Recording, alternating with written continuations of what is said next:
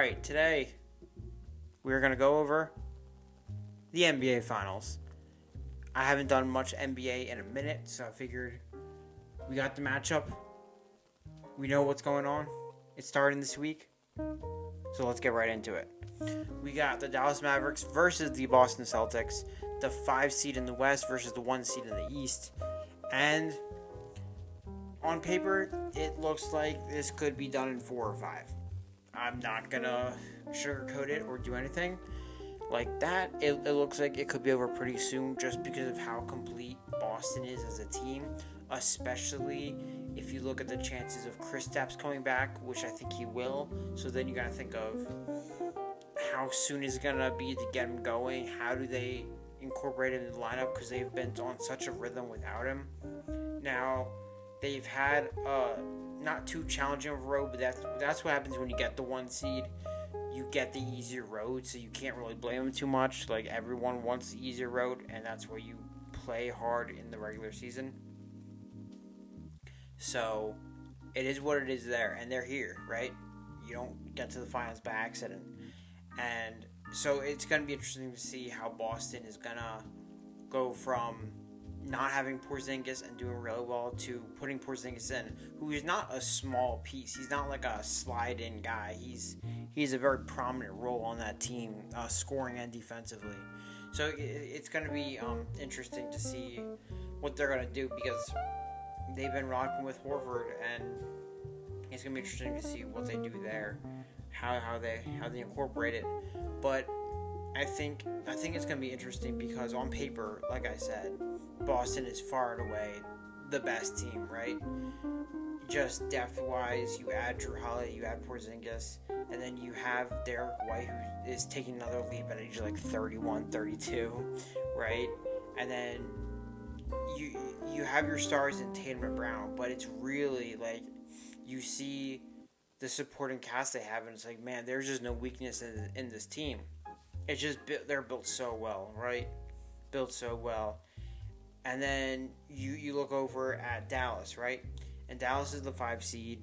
They weren't picked by many to go on this run. You just expect Denver to have a good shot at coming back to the finals after they just look so good, right? And they win last year, and you just expect that.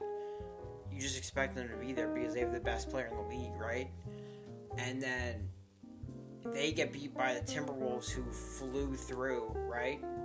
Flew through the Suns and then beat up the Denver Nuggets, beat them in 7. You assume that they would be the team. I picked them to beat the Mavs, and then the Mavs beat them in 5, right? So it's like it's hard to evaluate because Mavericks weren't picked to do what they did, but they did what they did, right? And they have the best player in the series in Luka Doncic, right?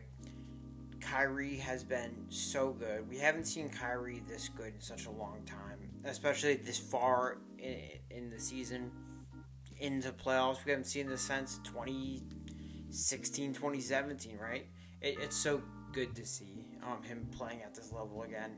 He's so fun when he's playing and when he's dominating like he is. So it's like you have the 1-2 punch, and then supporting casting for Dallas as well. You have Gafford and Lively, who are just interchangeable at the center position, right? They do around the same things. You got rim protection, and then they're both extremely good lob threats, right? Just a large catch radius. You're going to see Luka and Kyrie throw lobs to them like 5 times a game. I swear, it's like every play, just lob them up and they throw it down. It's entertaining to see a lot of their scoring coming from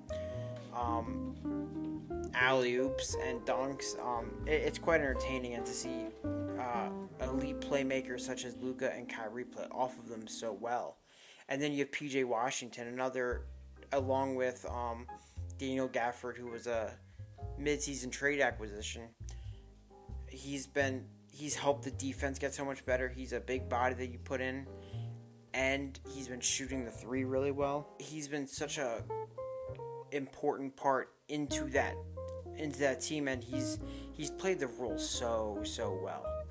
I mean, just he basically single-handedly won that Thunder series for him. Just unbelievable. The shooting nights he had, just the clutch buckets, the moments. PJ Washington has been such a big pickup for them. And shout out Derrick Jones Jr., who's gotten the unsung hero in that starting lineup. He's just been solid, and he's been the energy guy. And he's been around the league in a while, but he's never had like an impact on a championship team like he has now, and it's really cool to see. So, as far as if Dallas has a chance to beat Boston, I think they do. I think anytime you're going to have 30 and 30 nights from Luka and Kyrie, you're going to have a pretty good chance to win. It's just how well do they match up when Boston has a bunch of two-way guys. Just a bunch of guys who can kill you on the offensive and defensive end, which is super rare when like 1 through 5 they all can do that pretty reliably. And like Jason Tatum will have his stinker games, but then he'll kill you for 50 the next game, and the defense is going to be there. Jaylen Brown is basically the same thing, and it's dangerous when they can have these bad games and they don't skip a beat. So it's scary because it's like Dallas. If Luka and Kyrie have bad games, it's going to be hard for them to make up ground, especially against a team like Boston, who I think has the matchups right. But I also think rim protection is going to be a thing because they're going to use playing off their centers, and hope Al Horford holds up. And you see about the Porzingis thing, but I know they're going for the rim.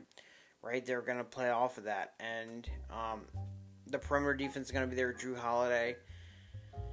So it's like I assume Drew is going to probably have the Kyrie assignment, and you might see Brown on Luka. They might switch some stuff on, but I'm thinking kind of what I would do, and I think you have guys that you can switch, right, which helps Boston a lot. There's a lot of length and a defensive versatility, so you can switch a good bit and be okay. Not so much with Dallas. Now, they are a much better defensive team than they were in the past years.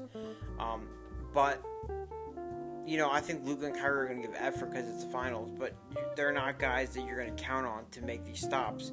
So you really got to rely on the rim protection. You really got to rely on Derrick Jones Jr. for length and PJ Washington for that defense and length. So it's going to be interesting to see how they're able to handle it defensively. I think they can do a pretty good job. And I think scoring-wise against Boston, they probably the best shot to crack that defense with just one of the most talented backcourts we've seen. I know there's a lot of debate about that, about like, you know, should you really call them the best? But like in terms of talent, especially when they win a championship, but in terms of talent, they are one of the most talented backcourts you've ever seen offensively. Just the pure skill. And so if anyone can crack a defense, it's going to be Luka and Kyrie. I think that's just common sense. So do I think they have a shot? Yes. Am I going to pick them? Probably not. I just think Boston is the far better team up and down the roster. And that doesn't necessarily mean anything because I thought Minnesota had a better roster up and down. So I'm personally hoping Dallas wins, but I'm not going to pick that because I just don't. It's a tall task for Dallas for sure. But hey, for them, even if they don't win, I know you want them to win because, you know, return to the finals, you basically have your one shot, right? Especially with how much parity has been in the league, how there hasn't been teams returning. You got to win when you're there. But it's been such a good season from Dallas. Just a fun season, a really good season. Especially how impressive it was. They didn't make the play-in last year. Everyone thought the Luka Kyrie experiment failed, but they re-signed them. They give it a shot. They equip them with tools that'll fit what they need best and at the trade deadline, and it worked seamlessly. I loved if you go back to my trade deadline video, I said I loved what the Mavericks did, and it translated better than I thought it could ever, because it's always iffy with mid-season trades because you just don't know how it's going to blend and you don't have much time to blend it. But man, it's been seamless. So I'm excited for the series. I think it's going to be entertaining regardless, and I'm excited to see just fun basketball, really. So let me know what you think. Who you got winning? I probably got Boston in 6. Let's go Boston in 6. But hopefully Dallas wins in 6. I'm going with that. All right, let me know what you think. Like, subscribe, share. Road to 100. Let's keep it going. Share. Please, if you haven't subscribed, subscribe. If you have subscribed, tell your friend, tell your family to subscribe. Everyone watching this should give me 1 subscription. All right? That'd be cool. Thank you. All right. Peace out.